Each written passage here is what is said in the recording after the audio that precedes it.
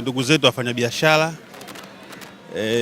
siku ya Ijumaa kuamkia Jumamosi walipata changamoto ya kuunguliwa, ambapo walipa kodi au wafanyabiashara 12 kama majengo mnavyoyaona walipata madhara ya moto ambayo yaliunguza vitu karibia vyote, kwa maana ile stock na mali zingine ambazo zilikuwepo. Leo kama mnavyojua tumekuja kukutana na wafanyabiashara ambao wameathirika, kuwapa pole kwanza, lakini kuonyesha mshikamano nao.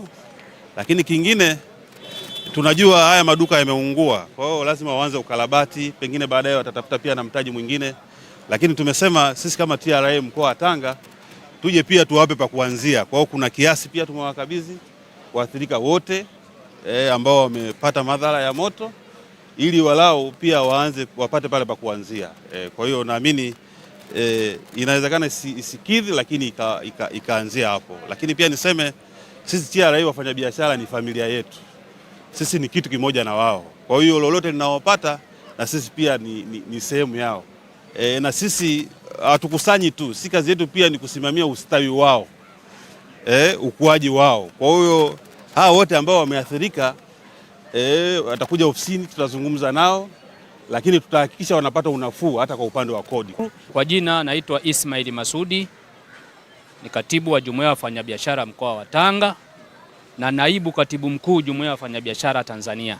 Kwa kitendo leo ambacho TRA wametufanyia, yaani imedhihirisha kwamba sisi ni familia moja na TRA.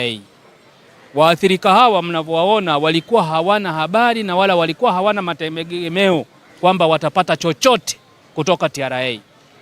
Lakini tunamshukuru sana meneja wa mkoa, tunamshukuru sana kamishina mkuu wa TRA Mzee Mwenda kwa hiki alichotufanyia leo. Mimi niwahakikishie wafanyabiashara, jinsi tunavyofanya kazi na TRA, jinsi tunavyofanya tunavuka malengo, ndicho kinachotufanya tunaingiliana nao kama familia moja. Tuwahakikishie TRA tutaendelea kuwa familia moja, tutaendelea kulipa kodi kwa hiari.